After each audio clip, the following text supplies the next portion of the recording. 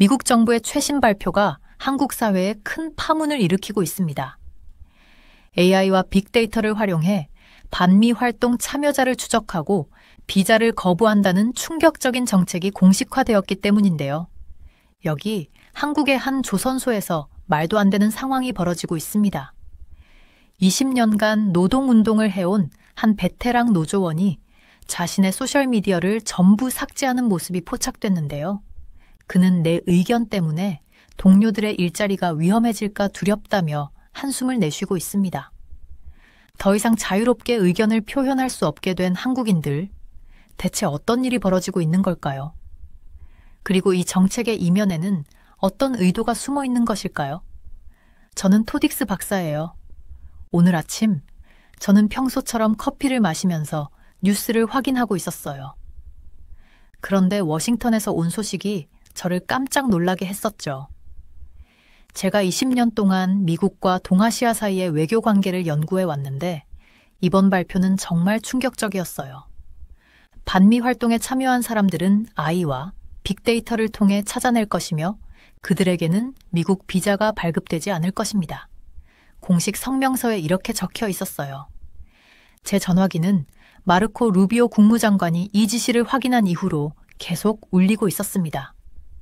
서울부터 싱가포르까지 모든 동료들이 이 소식이 지역 이동성에 어떤 영향을 미칠지 제 분석을 원했었어요. 이제 현실이 됐어요. 반미 활동에 참여하면 미국에 갈 수 없어요. 제가 연구 조교에게 설명했었죠. 이건 단순히 관광을 제한하는 게 아니었어요. 학술 교류, 비즈니스 관계, 그리고 외교적 이동성을 근본적으로 바꾸는 거였습니다. 가장 흥미로웠던 건 기술적 구현이었어요. 지시사항에는 반미 발언을 찾기 위해 소셜미디어와 인터넷 포럼을 인공지능으로 스캔한다고 언급했었습니다. 뉴욕타임즈가 이것이 검열인지 질문했을 때 루비오 장관은 이 정책을 보안 조치로 설명하며 방어했다고 해요. 한국 언론의 반응이 특히 흥미로웠어요. 일부 매체들은 이전에 CIA 모니터링에 관한 보도를 가짜뉴스라고 일축했었죠. 이제 그들은 루비오의 확인으로 그런 일축이 불가능해지자 보도 내용을 조정하느라 바빴습니다. 같은 날 또 다른 중요한 소식이 들려왔어요. 국무부가 비자 제한을 강화하는 동안 국방부는 해군 선박 유지보수 계약에 대한 조달 규정을 완화했었어요. 이제 MRO 사업 입찰이 가능해졌습니다. 새로운 지침에 많은 한국 조선소들에게요. 이건 흥미로운 외교 경제적 연관성을 만들어냈어요.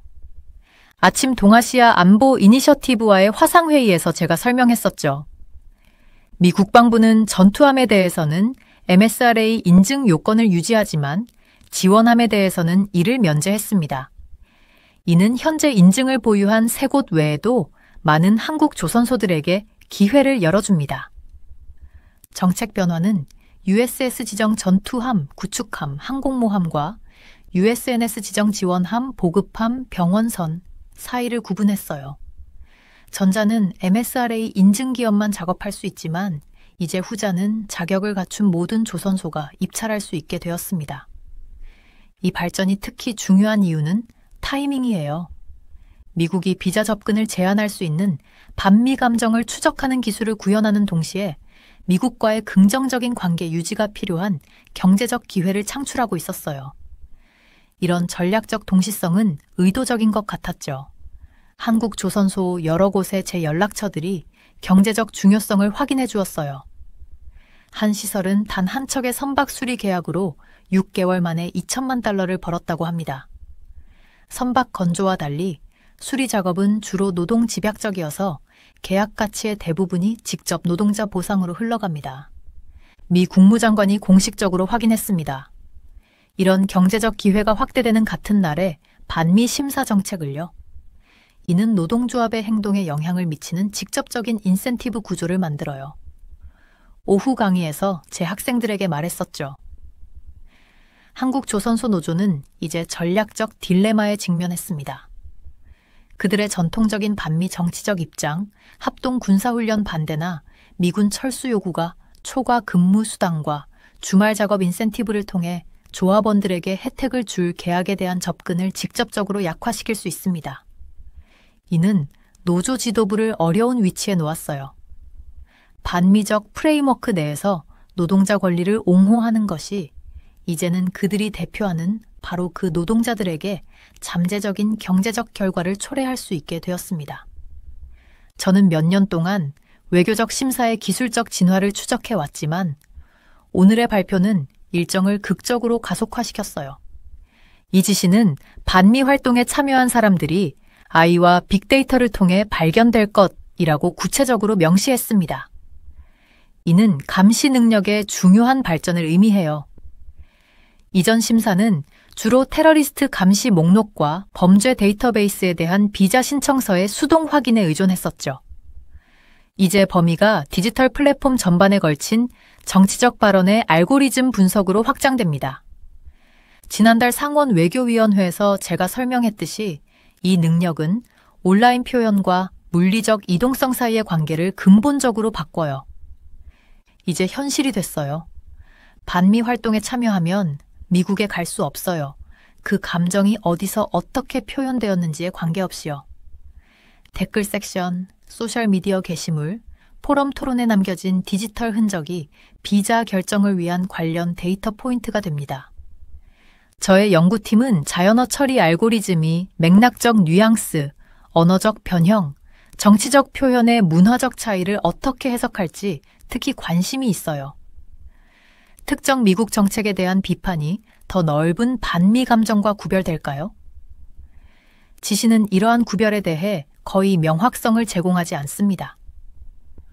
분명한 것은 이것이 국경 보안의 디지털화에 있어 새로운 영역을 나타내며 표현의 자유와 이동권에 관한 국제규범에 잠재적 영향을 미친다는 거예요. 비자 제한과 확대된 경제적 기회 사이의 동시성은 우연이 아니었어요. 이는 상호 연결된 인센티브 구조를 통해 선호하는 외교적 정렬을 강화하는 정교한 접근 방식을 반영합니다. 오늘 동아시아 고객들을 위한 긴급 브리핑을 마치면서 제 핵심 메시지는 일관되게 유지되었어요. 디지털 외교적 풍경이 근본적으로 바뀌었습니다.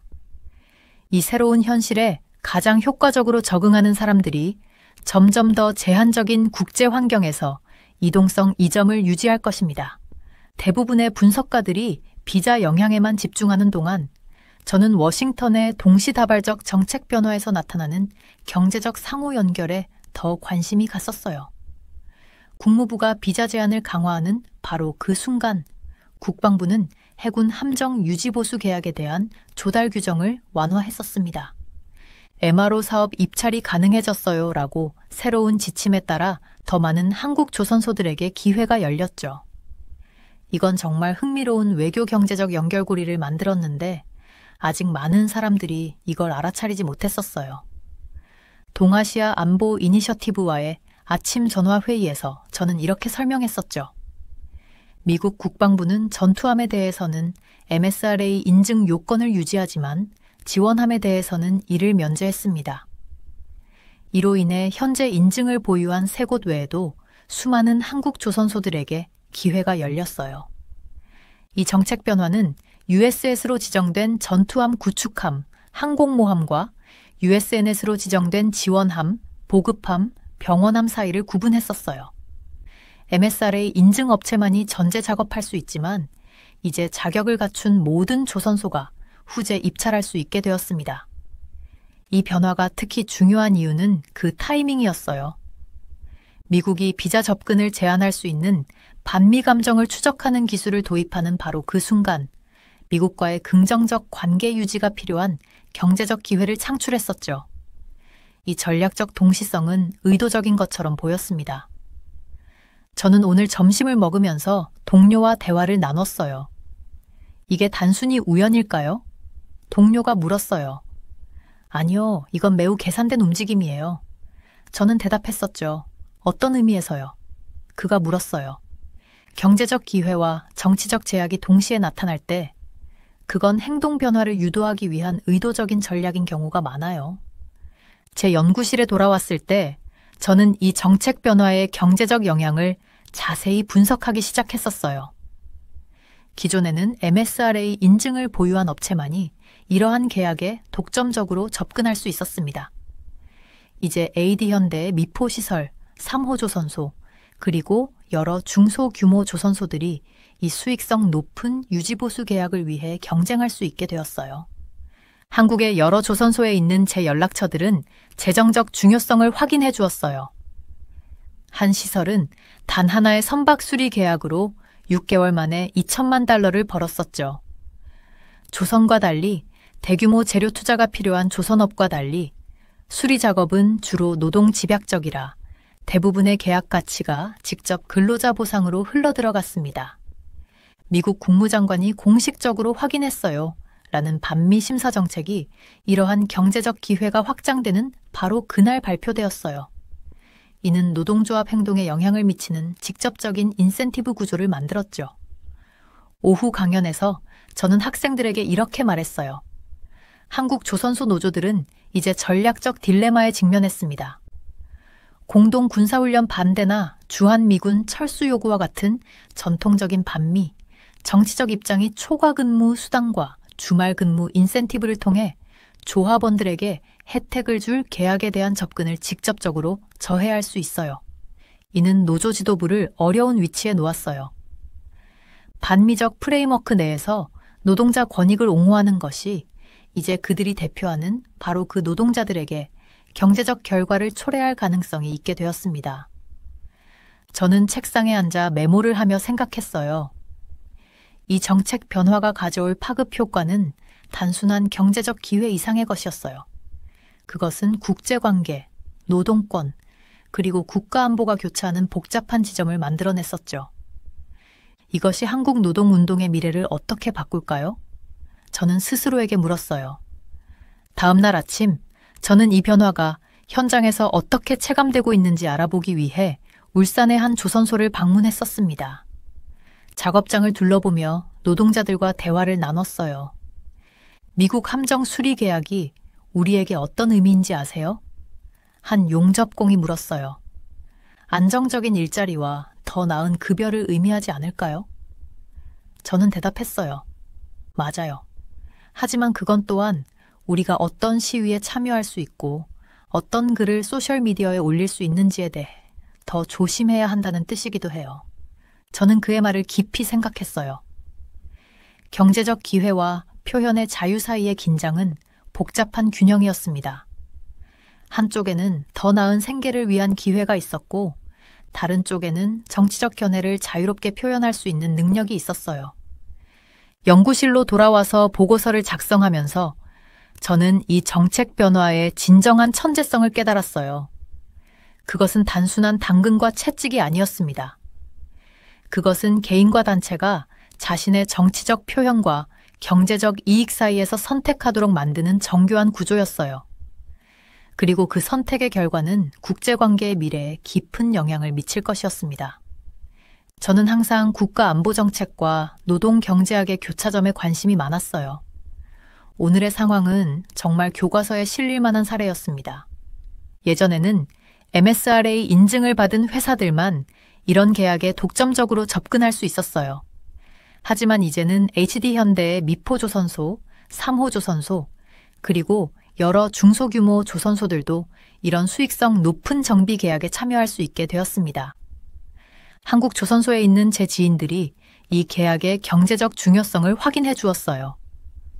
한 시설은 단 6개월 동안 한 척의 배수리 계약으로만 2천만 달러를 벌었대요. 조선과 달리 수리 작업은 재료 투자보다는 주로 노동 집약적이라 계약 가치의 대부분이 직접 노동자 임금으로 흘러들어간답니다. 미국 국무장관이 공식적으로 확인했어요. 반미 스크리닝 정책을 바로 이런 경제적 기회가 확대되는 날에 말이죠. 이건 노동조합의 행동에 직접적인 영향을 미치는 인센티브 구조를 만들어냈습니다. 오후 강의 중에 저는 학생들에게 말했어요. 한국 조선소 노조들은 이제 전략적 딜레마에 직면했습니다. 합동 군사훈련 반대나 미군 철수 요구와 같은 전통적인 반미 정치적 입장이 이제는 조합원들에게 혜택을 줄 수 있는 계약에 대한 접근을 직접적으로 약화시킬 수 있어요. 이런 계약은 초과 근무 수당과 주말 근무 인센티브를 통해 그들에게 이익이 될 수 있는데 말이죠. 이런 상황은 노조 지도부를 어려운 입장에 놓이게 했어요. 반미적 틀 안에서 노동자의 권리를 옹호하는 것이 이제는 그들이 대표하는 바로 그 노동자들에게 잠재적인 경제적 결과를 초래할 수 있게 되었거든요. 많은 한국 조선소 노동자들은 이러한 변화에 혼란스러워하고 있었어요. 한 용접공은 저에게 말했습니다. 우리는 어떻게 해야 하나요? 저희 권리를 위해 싸우는 것과 일자리를 지키는 것 사이에서 선택해야 하나요? 저는 그에게 이렇게 답했어요. 이건 단순한 선택의 문제가 아니에요. 앞으로는 어떻게 의견을 표현하느냐가 중요해질 거예요. 정당한 노동 문제에 대한 목소리를 내면서도 불필요하게 반미적으로 보이지 않는 방법을 찾아야 합니다. 노조 회의에서는 긴장감이 감돌았어요. 한 노조 간부가 발언했습니다. 우리는 항상 노동자의 권리를 위해 싸워왔습니다. 정부나 외국 세력이 우리 입을 막을 수는 없어요. 다른 노조원이 반박했죠. 그래. 하지만 우리 가족들은 그 계약들로 얻는 초과 수당이 필요해요. 내 아이들 학비는 어떻게 낼 건데? 회의장은 두 진영으로 나뉘었어요. 한쪽은 원칙을 지키자는 입장이었고 다른 쪽은 실용적인 접근을 원했습니다. 저는 그들의 토론을 지켜보며 생각했어요. 이것이 바로 국제정치가 일상생활에 미치는 영향이구나. 정비계약의 경제적 영향은 상당했어요. 조선소 주변 지역 경제가 활기를 띠기 시작했고 식당들은 붐비고 있었고 지역 상점들은 더 많은 고객을 맞이하고 있었습니다. 한 식당 주인이 저에게 말했어요. 미국 계약이 우리 동네를 살렸어요. 6개월 전만 해도 문 닫을 위기였는데 지금은 손님이 너무 많아서 직원을 더 고용해야 할 정도예요. 노동자들의 일상도 변화하고 있었어요. 한 용접공의 아내는 이렇게 말했습니다.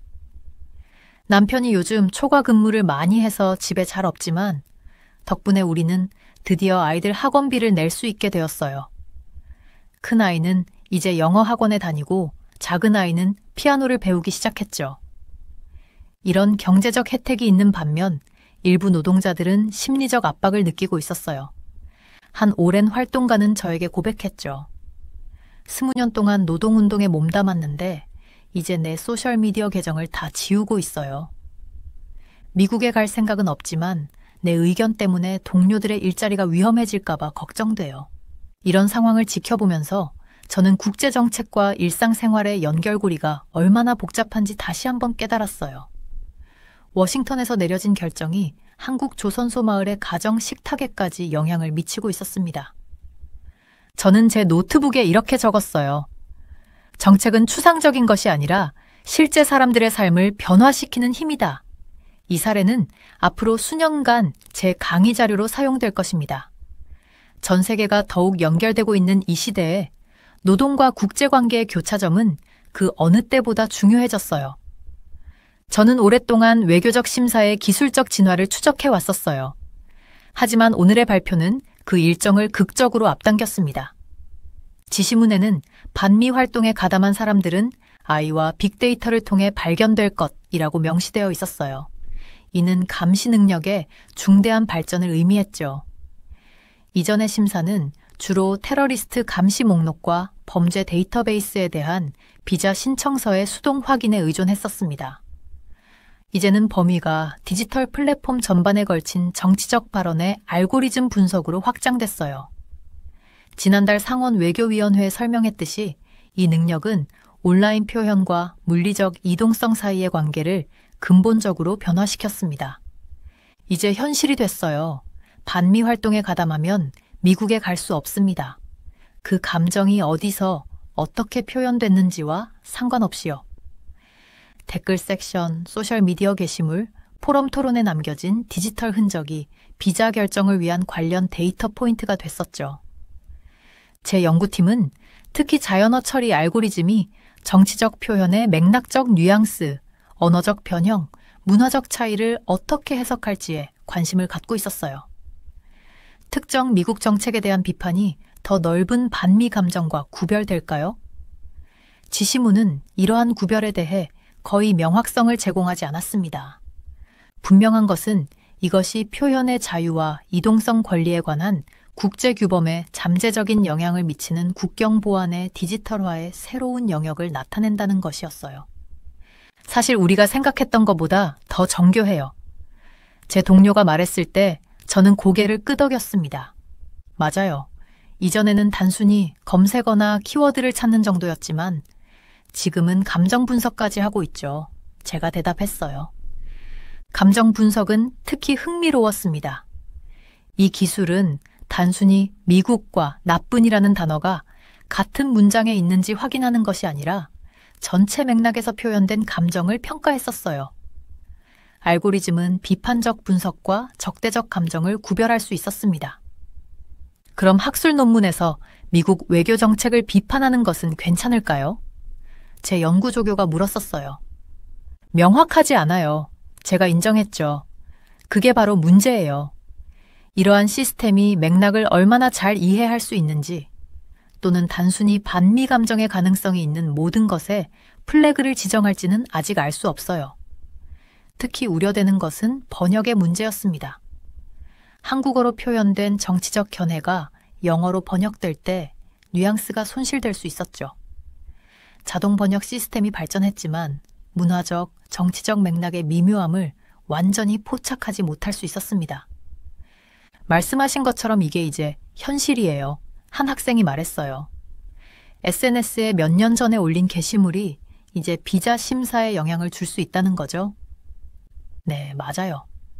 따라서 디지털 발자국을 주에 깊게 관리하는 것이 중요해요.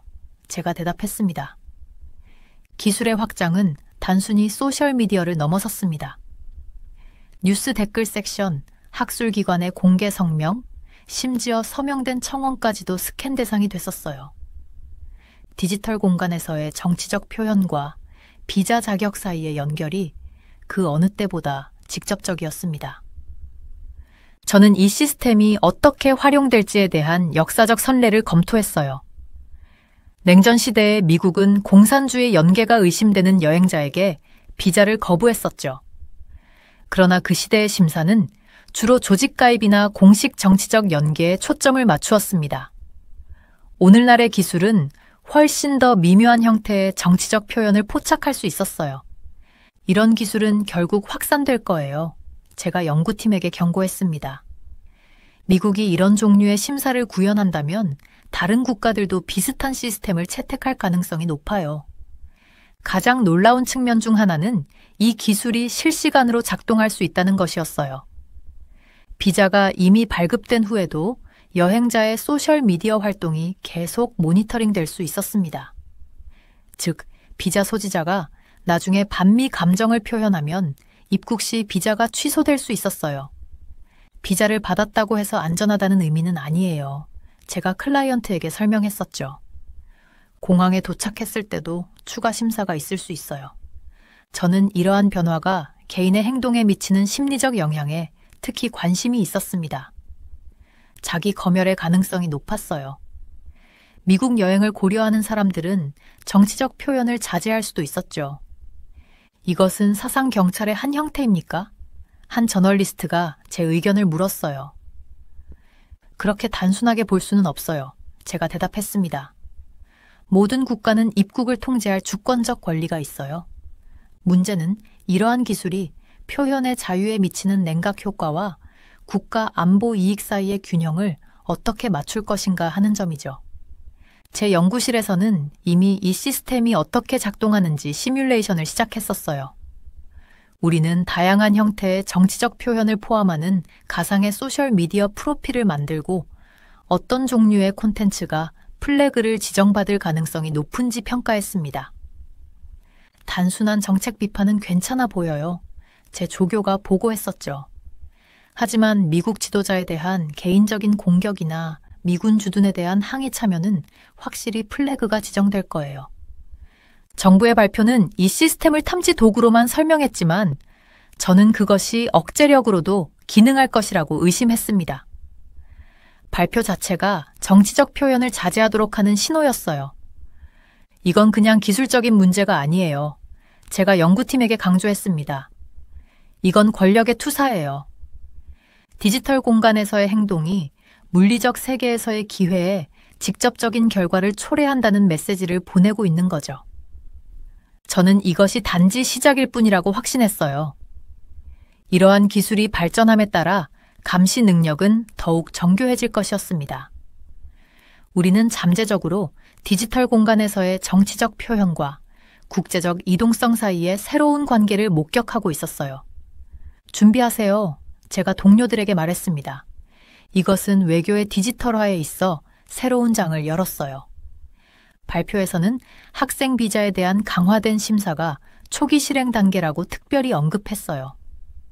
이것은 다른 비자 종류로 확대되기 전에 대학생과 교수님들을 먼저 대상으로 한다고 했었습니다.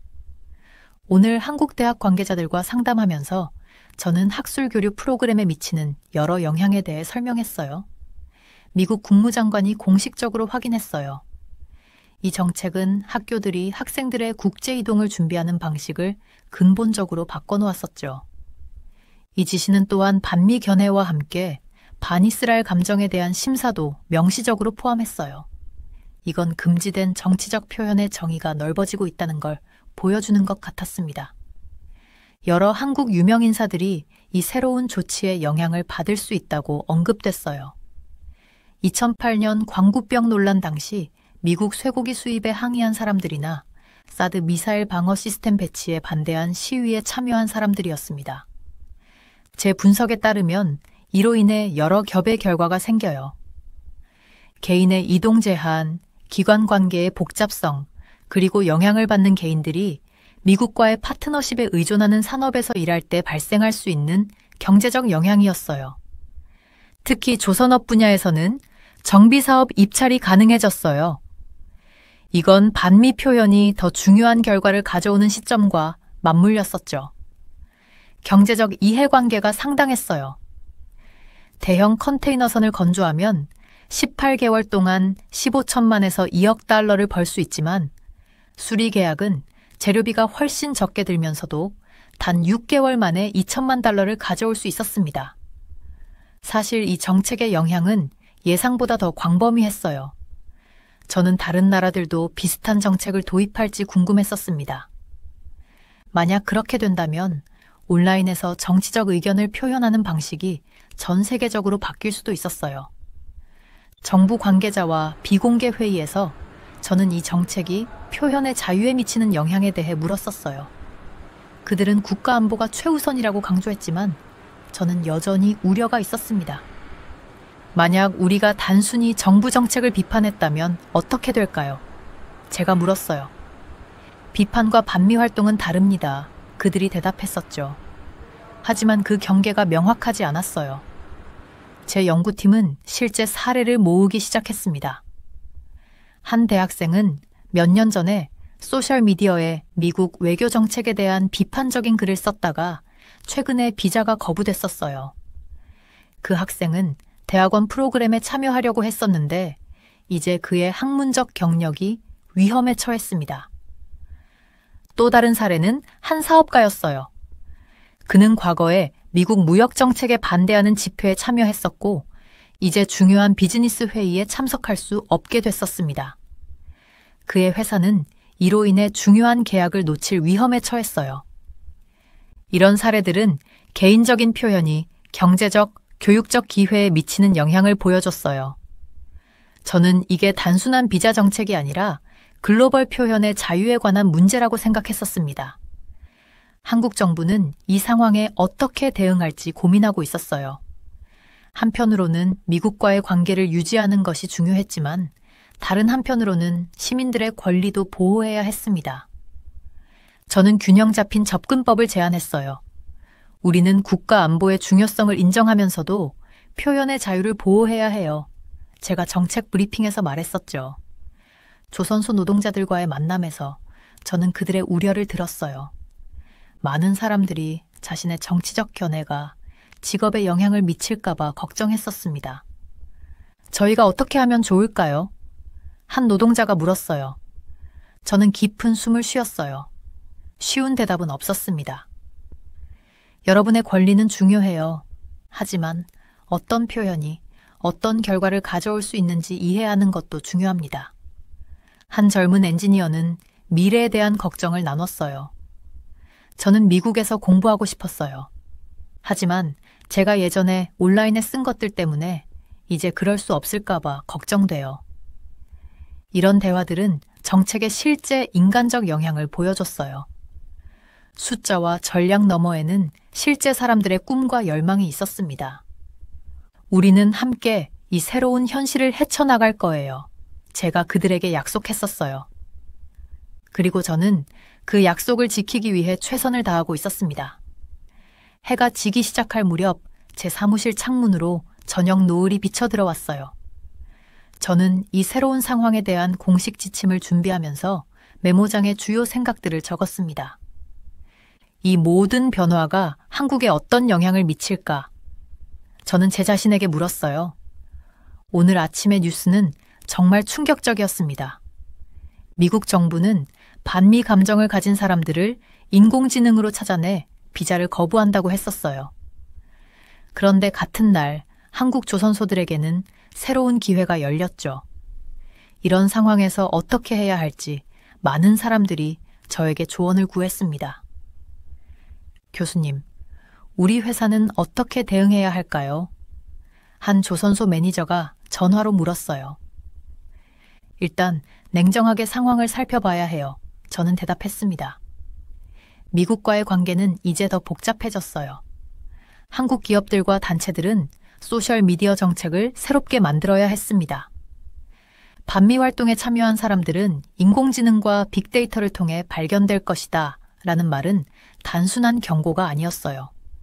이것은 이미 현실이 되고 있었습니다. 저희 학생들에게 뭐라고 말해야 할까요? 대학 관계자가 물었어요. 솔직하게 말하세요. 미국에 가고 싶다면 온라인에서 하는 말에 주의해야 한다고요. 저는 조언했습니다. 노동조합들은 특별히 어려운 상황에 처했어요. 그들은 노동자의 권리를 지키면서도 미국 계약을 위험에 빠뜨리지 않는 균형을 찾아야 했습니다. 우리가 항상 해왔던 방식으로 계속 항의할 수는 없을 것 같아요. 한 노조 대표가 말했어요. 맞아요. 이제는 노동자들의 경제적 이익과 정치적 표현 사이에서 새로운 균형을 찾아야 해요. 저는 대답했습니다. SSA 인증을 가진 회사들은 이미 미국의 보안 규정을 잘 알고 있었어요. 하지만 이제 더 많은 기업들이 이러한 규정을 배우고 적응해야 했습니다. 어느 날 저녁, 제 학생 중 한 명이 찾아왔어요. 교수님, 저는 미국에서 공부하고 싶은데 3년 전에 미군 기지 앞에서 시위에 참여했었어요. 어떻게 해야 할까요? 저는 깊은 숨을 들이쉬었어요. 솔직히 말하면 이제는 그런 것도 문제가 될 수 있어요. 반미 활동에 참여하면 미국에 갈 수 없다는 건 이제 현실이에요. 개인들에게는 자신의 디지털 흔적을 점검하고 온라인에서의 정치적 표현이 미치는 장기적인 영향을 고려하라고 조언했습니다. 너무 무서워요. 제 조카가 말했어요. 이제 인터넷에 글을 쓰기 전에 2번 생각해야 하나요? 그렇다고 해서 의견을 표현하지 말라는 건 아니야. 저는 대답했어요. 단지 그 결과에 대해 알고 있어야 한다는 거지. 외교 임무를 맡은 사람들에게는 새로운 지침에서 금지된 표현이 정확히 무엇인지 명확히 할 것을 권고했어요. 현재의 모호함은 합법적인 비즈니스, 학술, 문화교류에 불필요한 불확실성을 만들고 있었습니다. 이 규정이 정확히 무엇을 의미하는지 명확한 설명이 필요해요. 저는 한 외교관에게 말했어요. 흥미로운 점은 비자 제한과 경제적 기회 확대 사이의 동시성이 우연이 아니라는 것이었습니다. 이것은 선호하는 외교적 관계를 강화하기 위한 정교한 접근법이었어요. 이것은 당근과 채찍 전략이에요. 저는 회의에서 설명했습니다. 협력하면 경제적 혜택을 받고 반대하면 이동의 자유를 잃을 수 있어요. 동아시아 고객들을 위한 오늘의 긴급 브리핑을 마치면서 제 핵심 메시지는 일관되게 유지됐어요. 디지털 외교적 환경이 근본적으로 변했다는 것. 이 새로운 현실에 가장 효과적으로 적응하는 사람들이 점점 더 제한적인 국제 환경에서 이동성 우위를 유지할 것이라는 점이었습니다. 우리는 이 변화에 적응해야 해요. 저는 마무리했어요. 하지만 적응이 굴복을 의미하는 것은 아니에요. 지혜롭게 대응해야 합니다. 회의실을 나오면서 저는 이 모든 것이 어디로 이어질지 궁금했어요. 미국과 한국의 관계는 분명히 새로운 단계에 접어들었습니다. 그리고 우리 모두는 이 새로운 세계에서 어떻게 살아갈지 배워야 했어요. 경제적 기회와 정치적 표현 사이에서 균형을 찾는 것은 쉽지 않을 거예요. 저는 생각했습니다. 하지만 우리는 항상 어려운 시간을 헤쳐나왔고 이번에도 그럴 거예요. 저는 창가에 서서 서울의 불빛이 하나둘 켜지는 것을 바라봤어요. 내일은 또 어떤 도전이 기다릴지 모르지만 적어도 우리는 이제 현실을 알고 있었습니다. 그리고 그것이 적응의 첫 번째 단계였어요. 이제부터 새로운 게임이 시작됐어요. 저는 작은 소리로 말했습니다. 우리는 규칙을 배우고 현명하게 플레이해야 해요. 밤이 깊어가는 가운데 저는 마지막 메모를 적었습니다. 우리의 말과 행동은 그 어느 때보다 중요해졌다. 저는 티오도르 카즈로브스키입니다. 러시아와 우크라이나 사이의 긴장 관계를 수십 년간 연구해왔어요.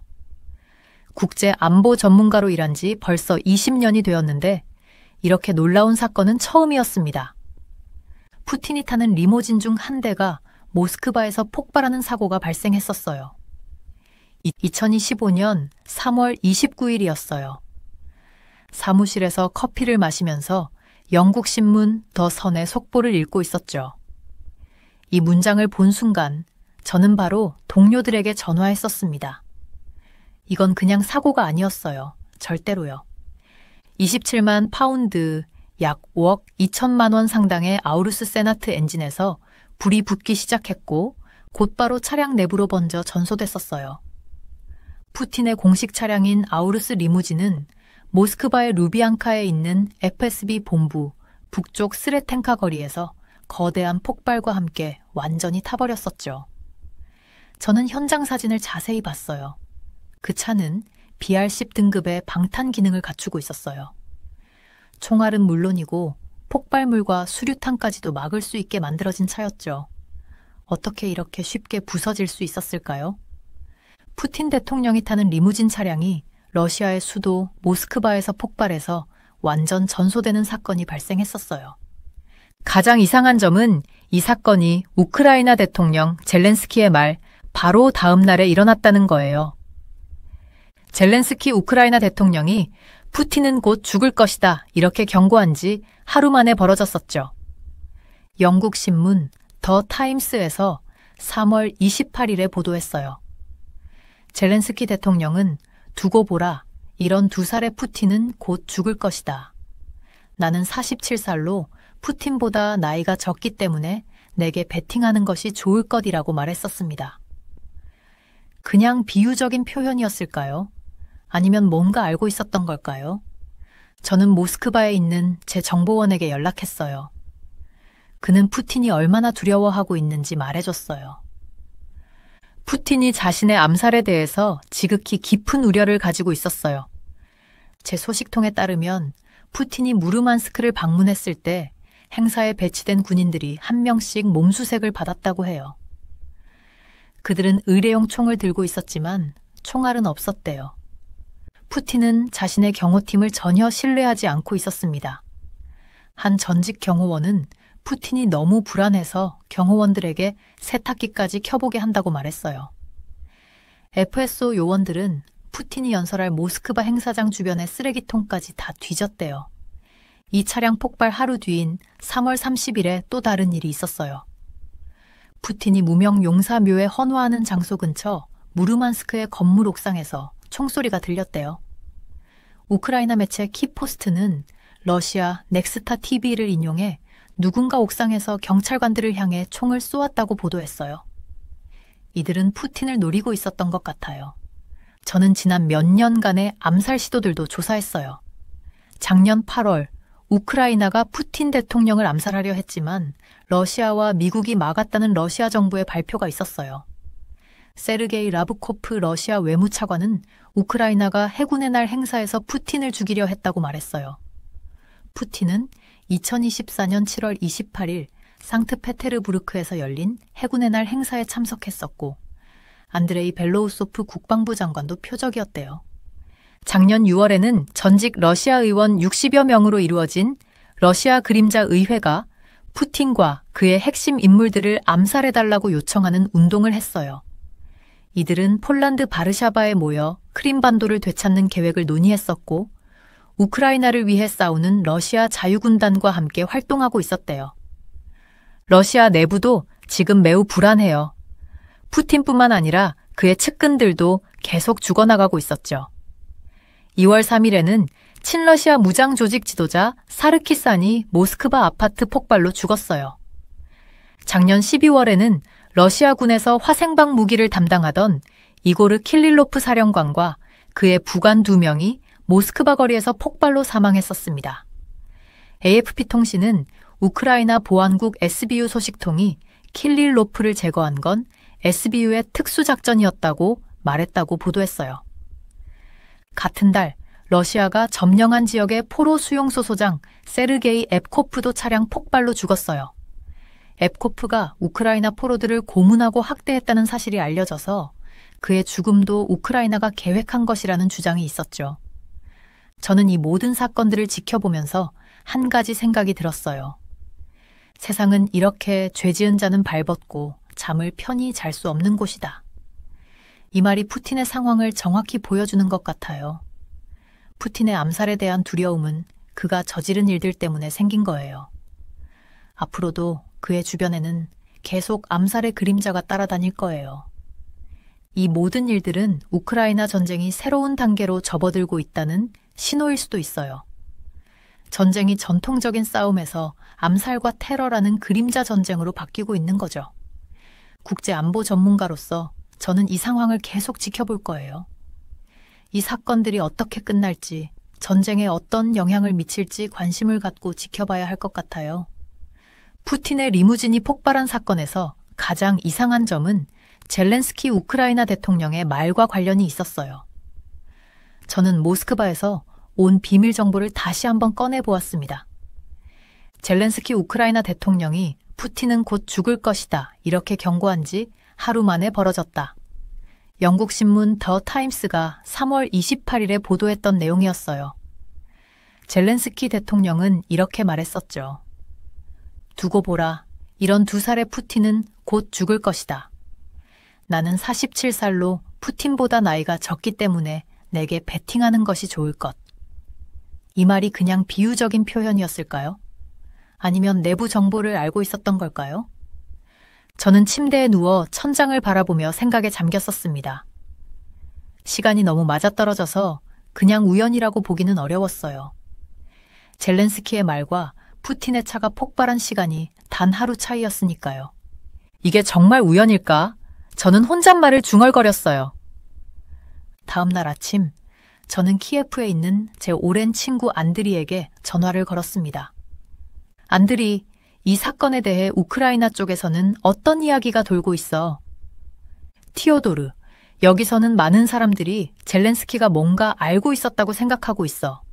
하지만 공식적으로는 아무도 인정하지 않고 있지. 저는 안드리의 말을 메모하면서 이 사건의 퍼즐 조각들을 맞춰보려고 했었어요. 우크라이나 정부가 정말 암살 계획을 알고 있었다는 증거는 없었습니다.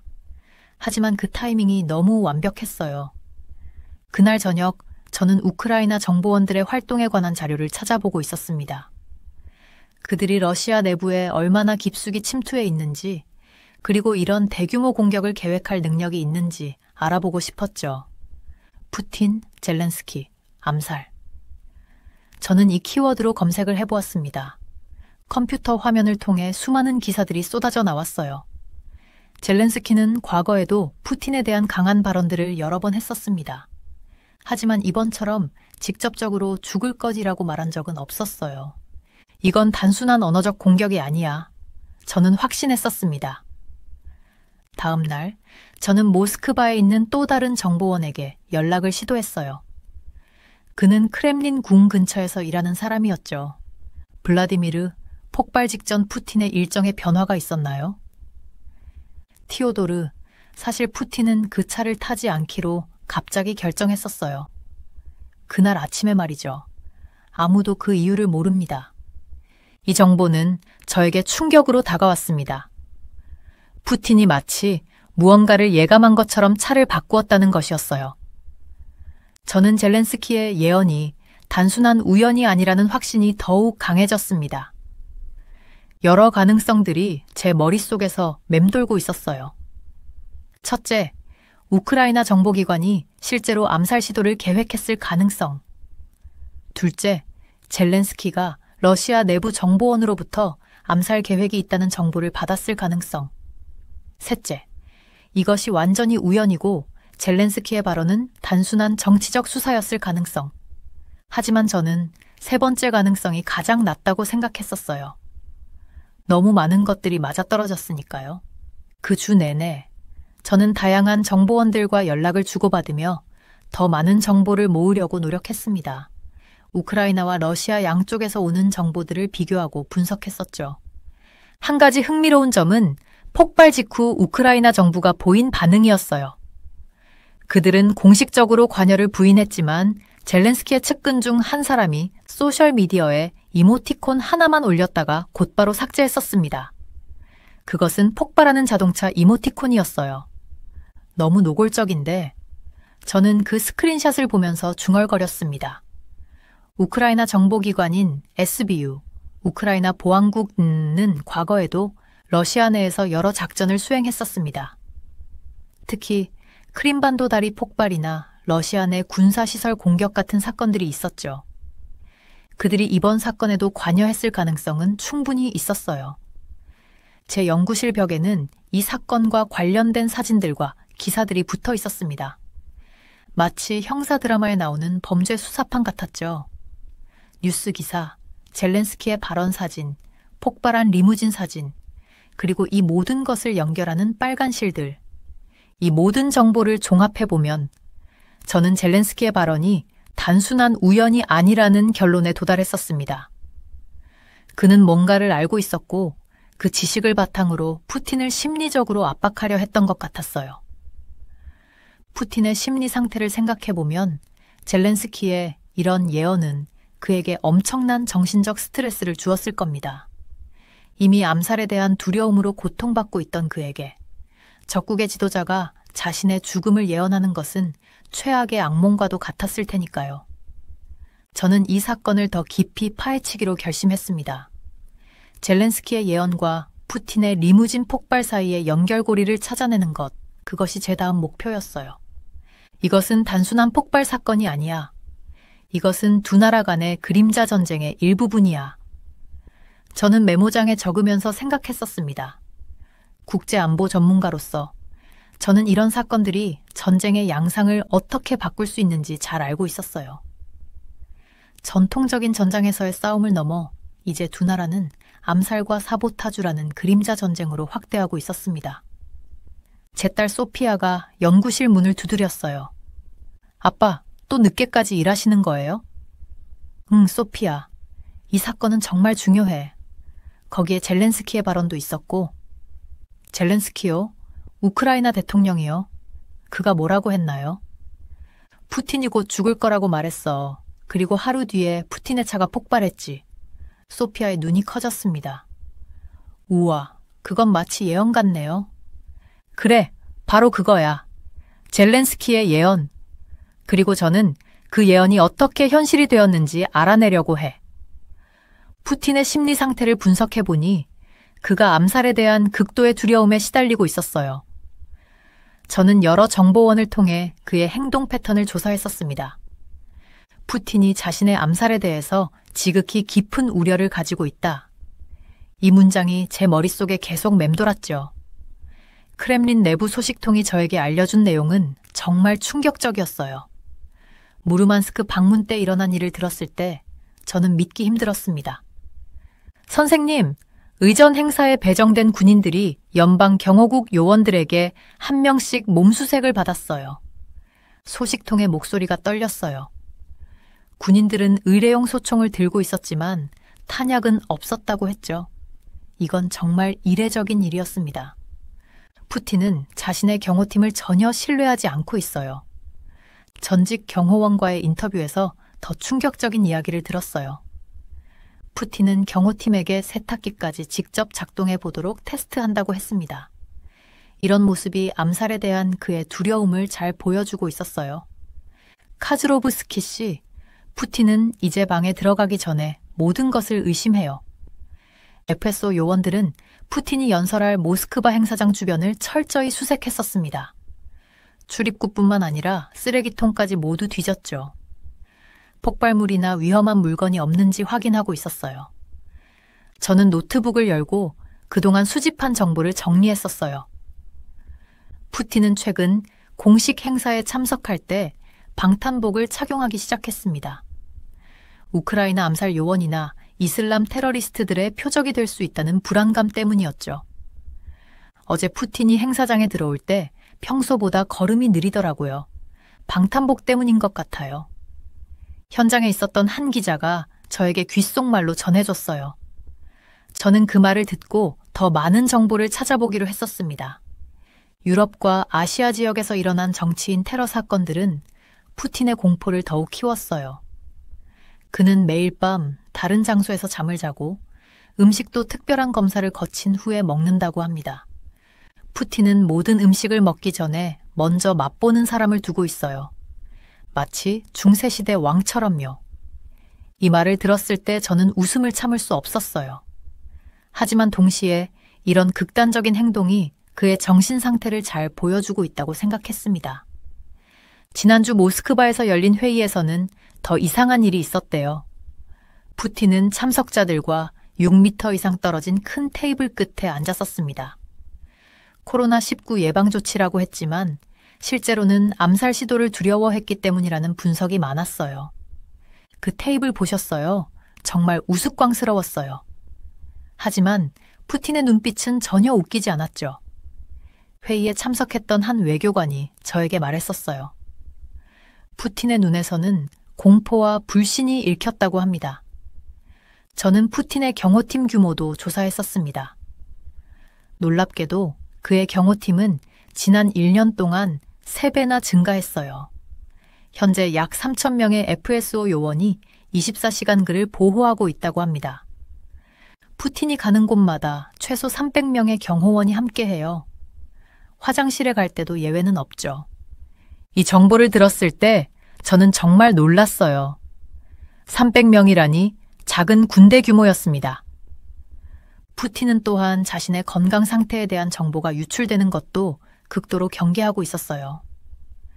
그의 의사들은 모두 보안 서약을 했고 의료 기록은 철저하게 비밀로 유지되고 있었습니다. 푸틴의 건강 상태를 아는 사람은 5명도 안 돼요. 그것도 전체 정보가 아니라 각자 일부분만 알고 있죠. 의료계 소식통이 저에게 귀띔해 주었어요. 이런 극단적인 비밀주의는 그가 얼마나 취약하다고 느끼는지 보여주고 있었습니다. 푸틴이 탄 차량은 항상 똑같은 세대가 함께 이동한다고 한대요. 어느 채 푸틴이 타고 있는지 알 수 없게 하는 전략이었죠. 하지만 이번 폭발 사건으로 그런 안전장치도 무용지물이 되었습니다. 이번 폭발로 푸틴의 공포는 더 커졌을 거예요. 아마 이제는 차량 이동 자체를 최소화할 것 같아요. 러시아 보안 전문가가 저에게 말했었어요. 저도 같은 생각이었습니다. 이제 푸틴은 더욱 은둔적인 생활을 할 것 같았어요. 저는 모스크바 시내를 걸으며 사람들의 반응도 살펴봤었어요. 흥미롭게도 많은 시민들이 이번 사건에 대해 무관심한 듯 했습니다. 우리에게는 푸틴의 차보다 더 중요한 문제가 많아요. 물가는 계속 오르고 임금은 제자리니까요. 한 상점 주인이 저에게 말했었죠. 하지만 속내를 들여다보면 많은 사람들이 변화의 조짐을 느끼고 있었어요. 이런 일이 일어난다는 건 크렘린 내부에서도 뭔가 변하고 있다는 거 아닐까요? 젊은 대학생의 질문이 제 귀에 맴돌았어요. 저도 같은 의문을 가지고 있었습니다. 푸틴의 공포는 단순히 개인적인 두려움을 넘어 러시아 전체의 불안정성을 상징하고 있었어요. 이제 그는 누구도 믿지 못하고 어디에서도 안전함을 느끼지 못하는 상황에 처해 있었습니다. 암살의 공포에 사로잡힌 지도자는 합리적인 결정을 내릴 수 없어요. 국제정치학자의 이 말이 제 마음에 깊이 와닿았습니다. 푸틴의 공포가 앞으로 어떤 결정들로 이어질지, 그리고 그것이 러시아와 우크라이나 전쟁에 어떤 영향을 미칠지 저는 계속 지켜보고 있었어요. 차량 폭발 사건 하루 뒤인 3월 30일에 또 다른 일이 벌어졌어요. 푸틴이 무명 용사묘에 헌화하는 장소 근처 무르만스크의 옥상에서 총격 사건이 발생했었습니다. 저는 그 소식을 들었을 때 등골이 오싹했죠. 어떻게 이런 일이 연달아 일어날 수 있지? 저는 컴퓨터 화면을 보며 중얼거렸어요. 우크라이나 매체 키포스트가 보도한 내용에 따르면 신원을 알 수 없는 사람들이 아파트 옥상에서 경찰관들을 향해 총을 쏘았다고 했어요. 러시아 매체 넥스타 TV도 이 소식을 전했죠. 분명 푸틴을 노린 거예요. 제 동료 알렉스가 말했어요. 무명 용사 묘에 푸틴이 헌화한다는 정보를 미리 알고 있었을 거예요. 저는 고개를 끄덕였어요. 맞아요. 이건 분명 우연이 아니에요. 사건 현장 사진을 자세히 살펴보니 옥상에서 저격할 수 있는 위치가 푸틴의 동선과 정확히 일치했어요. 누군가 푸틴의 일정을 아주 정확하게 파악하고 있었던 거죠. 근데 어떻게 푸틴의 일정을 알았을까요? 저는 궁금했어요. 내부 정보원이 있을 가능성이 높았어요. 크렘린 내부에 푸틴에 반대하는 세력이 있다는 소문은 오래전부터 있었거든요. 혹은 우크라이나 정보부가 러시아 내부에 스파이를 심어두었을 수도 있고요. 저는 두 사건을 시간순으로 정리해봤어요. 3월 29일 푸틴의 방탄, 리무진 폭발. 3월 30일 무르만스크 옥상 총격 사건. 두 사건 모두 푸틴을 노린 거예요. 저는 제 노트북에 기록하며 말했어요. 이렇게 연달아 일어나는 걸 보면 단순한 우연으로 보기는 어려워요. 그런데 더 놀라운 건 이 사건들이 젤렌스키 대통령의 예언적인 발언 직후에 일어났다는 점이었어요. 젤렌스키가 푸틴은 곧 죽을 것이라고 말한 지 불과 이틀 만에 두 건의 암살 시도가 있었던 거예요. 우크라이나가 이 모든 걸 계획했을까요? 알렉스가 물었어요. 확실한 증거는 없어요. 저는 대답했어요. 하지만 시기가 너무 맞아떨어져요. 저는 더 깊이 조사하기 위해 러시아 내 제 소식통들에게 연락을 취했어요. 한 소식통은 이렇게 말했죠. 푸틴의 경호가 강화됐어요. 이제 푸틴은 공개 행사에 거의 나타나지 않고 있어요. 또 다른 소식통은 이런 정보를 주었어요. FSO 연방경호국가 크렘린 내부 인원들에 대한 조사를 시작했어요. 내부 배신자를 찾고 있는 것 같아요. 이 모든 정보를 종합해보니 분명 체계적이고 조직적인 암살 시도가 진행 중이었어요. 그리고 이건 단순한 개인적 복수가 아니라 러시아 우크라이나 전쟁의 새로운 국면을 보여주는 것 같았어요.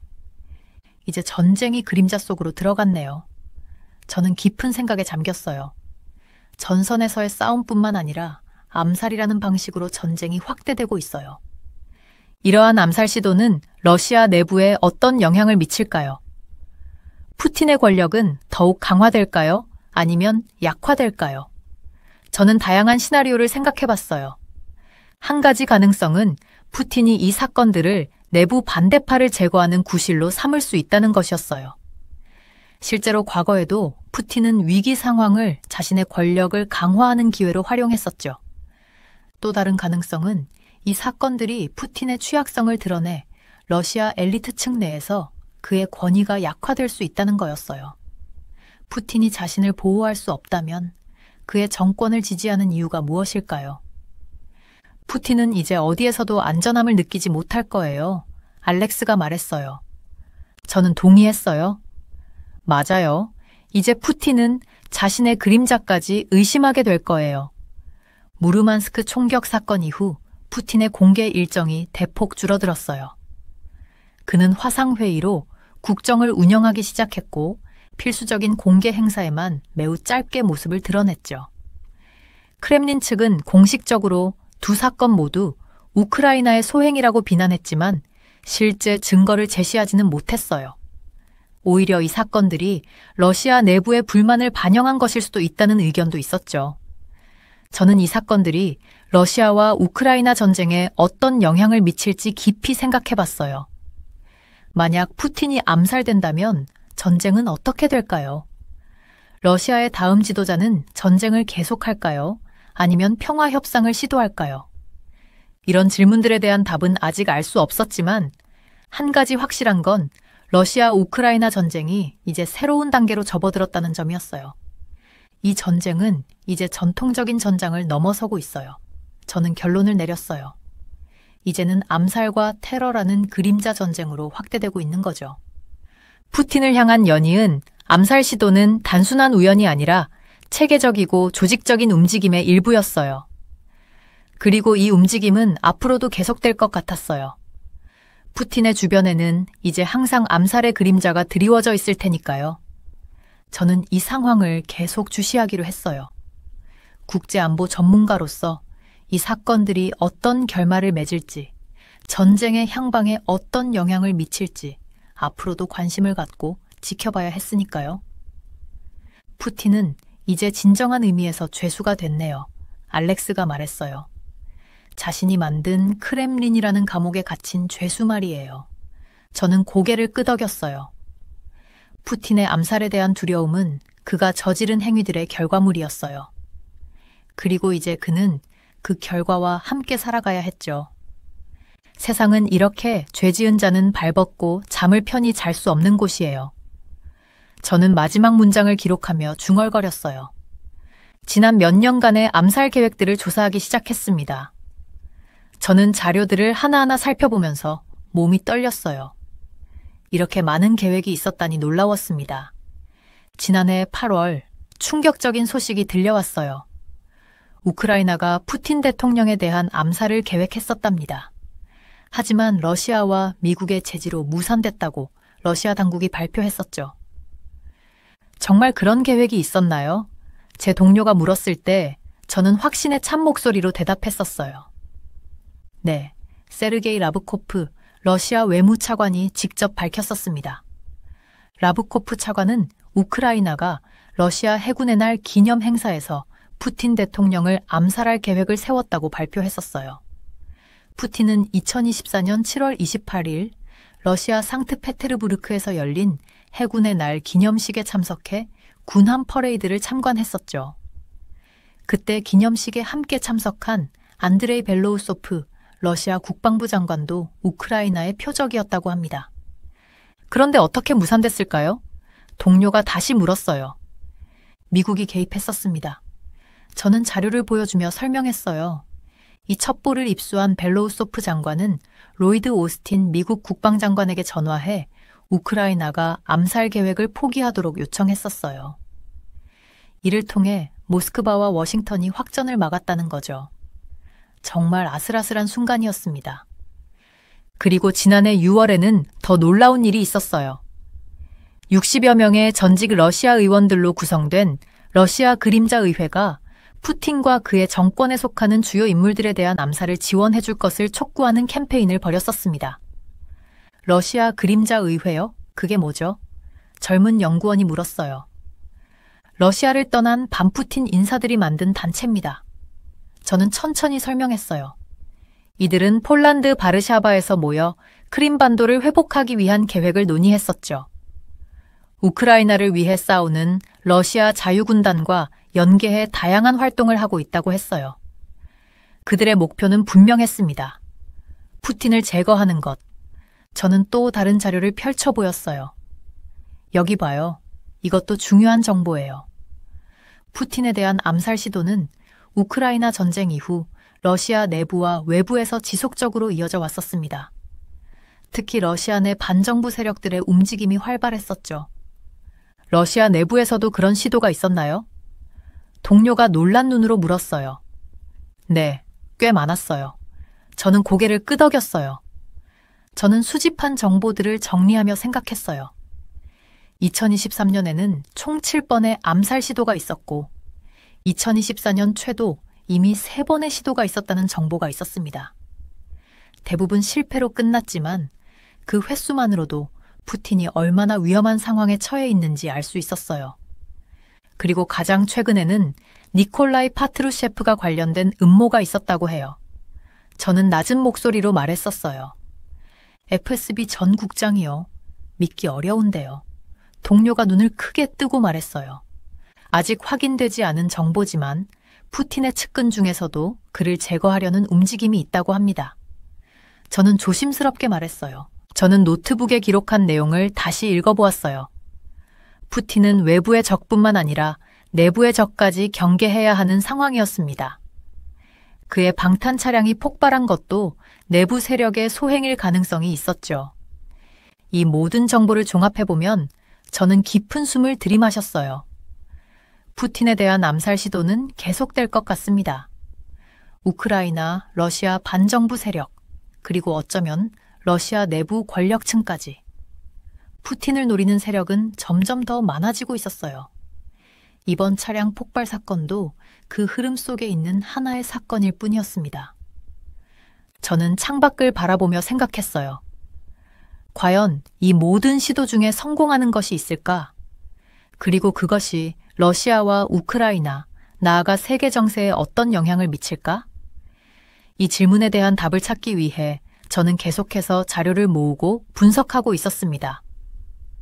암살 계획들이 실패한 이유는 뭘까요? 젊은 연구원이 다시 물었어요. 푸틴의 경호 시스템이 너무 철저하기 때문이에요. 저는 단호하게 대답했었어요. 하지만 이번 차량 폭발 사건을 보면 그 시스템에도 틈이 생기고 있는 것 같습니다. 저는 지금까지 모은 모든 자료를 정리하며 결론을 내렸어요. 푸틴에 대한 암살 시도는 계속될 것이고 그가 더 극단적인 방법으로 자신을 보호하려 할수록 러시아 내부의 불만은 더 커질 것입니다. 그리고 그것이 새로운 암살 시도로 이어지는 악순환이 반복될 거예요. 다음에는 어떤 방식으로 시도될까요? 동료가 물었어요. 저는 고개를 흔들며 말했었어요. 그건 아무도 모릅니다. 하지만 분명한 건 암살자들은 계속해서 새로운 방법을 찾을 거라는 거죠. 달력을 보니 2025년 3월 31일, 푸틴의 차량 폭발 사건이 있은 지 이틀이 지났었습니다. 저는 이 사건이 과거의 수많은 암살 시도와 어떻게 연결되는지, 그리고 앞으로의 상황을 어떻게 변화시킬지 계속 추적할 예정입니다. 푸틴의 방탄 리무진이 폭발한 그날, 러시아 전체가 충격에 빠졌어요. 저는 모스크바에 있는 친구로부터 전화를 받았었습니다. 그의 목소리는 떨리고 있었죠. 티오도르, 여기 상황이 심각해요. 모든 사람들이 누가 다음 타겟이 될지 두려워하고 있었어요. 그의 말을 들으며 창밖을 바라봤어요. 비가 내리고 있었습니다. 마치 모스크바의 불안한 분위기를 대변하는 것 같았죠. 러시아 내부는 지금 아주 위험한 상황에 처해 있었어요. 푸틴뿐만 아니라 그의 측근들도 하나둘씩 암살당하는 일들이 계속되고 있었거든요. 사람들은 이야기하길 두려워했고 길거리에서도 서로 눈을 마주치지 않으려 했었습니다. 요즘 모스크바에서는 벽에도 귀가 있다고 생각해요. 제 친구가 속삭였어요. 저는 수집한 자료들을 펼쳐놓고 최근 일어난 사건들을 정리해봤어요. 지난 2월 모스크바 북쪽에 있는 고급 아파트에서 폭발 사고가 있었죠. 이 사고로 아르바트라는 칠러시아 무장 조직의 지도자 사르키산과 그의 경호원이 사망했었어요. 폭발은 로비에서 일어났고 건물 전체가 흔들렸다고 해요. 그 폭발음이 얼마나 컸는지 알아요? 새 블록 밖에서도 들렸대요. 또 다른 정보원이 저에게 알려줬었죠.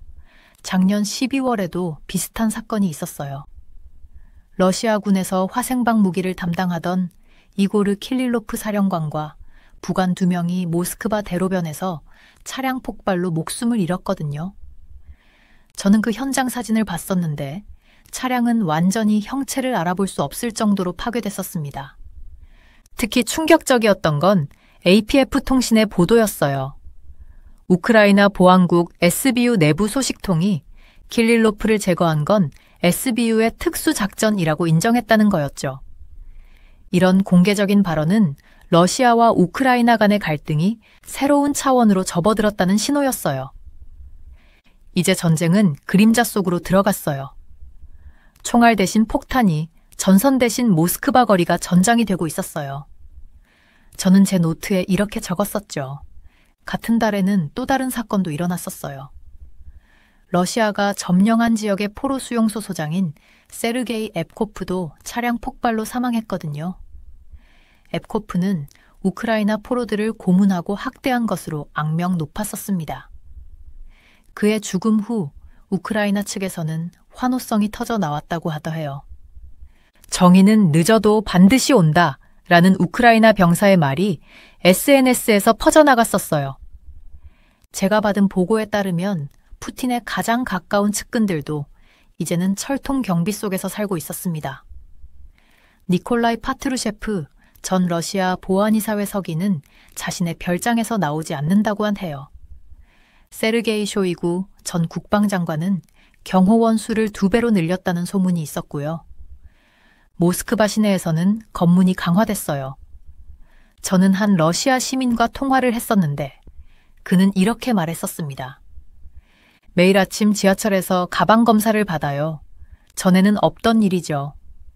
군인들이 곳곳에 배치돼 있고 카메라는 더 많아졌어요. 마치 감시 국가에 사는 것 같았어요. 크렘린 내부에서도 불안과 공포가 퍼져나가고 있었어요. 푸틴의 내부 서클에서는 서로를 의심하는 눈치 게임이 시작됐다고 해요. 누가 배신자인지, 누가 다음 타겟이 될지 아무도 모르는 상황이었죠. 푸틴은 이제 자신의 그림자도 의심하고 있었어요. 한 전직 크렘린 관계자가 저에게 말했었습니다. 특히 주목할 만한 것은 러시아 엘리트층의 분위기였어요.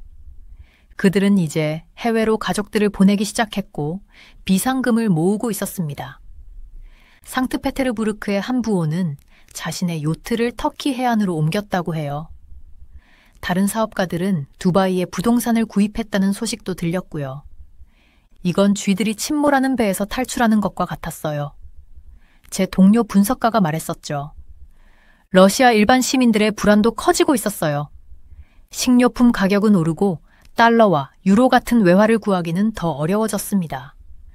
모스크바의 슈퍼마켓에서는 사재기 현상이 나타나고 있었고 약국에서는 필수 의약품이 품절되는 경우도 많았다고 해요. 우리는 90년대로 돌아가는 걸까요? 한 모스크바 시민이 SNS에 올린 글이 제 눈에 띄었어요. 푸틴의 방탄 차량 폭발 사건은 러시아 내부에 충격파를 일으켰어요. 한때 무적처럼 보였던 푸틴의 권력이 이제는 취약해 보였거든요. 그의 가장 안전한 공간이라고 여겨지던 방탄 리무진마저 공격받을 수 있다면 과연 무엇이 안전할까요? 저는 이 모든 상황을 지켜보면서 역사의 한 페이지가 넘어가고 있다는 느낌을 받았었어요. 러시아의 불안정은 단순히 한 지도자의 문제가 아니라 전체 시스템의 위기를 보여주고 있었거든요. 역사는 항상 반복되죠. 러시아는 강한 지도자 아래 통합되거나 내부 분열로 무너져 왔어요. 제가 학회에서 발표했던 말이 생각났었습니다. 이제 러시아는 어디로 향할까요? 푸틴 이후에 러시아를 상상하는 것은 미지의 영역이었어요. 하지만 한 가지 확실한 건 지금 러시아 내부는 그 어느 때보다 불안정하고 예측 불가능한 상태라는 점이었습니다. 폭풍이 오고 있어요, 티오도르. 제 모스크바 정보원의 마지막 메시지였어요. 그리고 아무도 그 폭풍에서 안전하지 않았어요. 저는 창밖을 바라보며 생각했어요. 이 모든 사건들은 우크라이나 전쟁의 새로운 국면, 암살과 테러라는 그림자 전쟁의 시작일지도 모른다고요. 국제안보 전문가로서 저는 이 상황을 계속 지켜볼 것입니다. 그리고 러시아의 미래가 어떻게 펼쳐질지, 세계는 어떤 변화를 맞이하게 될지 함께 지켜봐야 할 것 같았어요.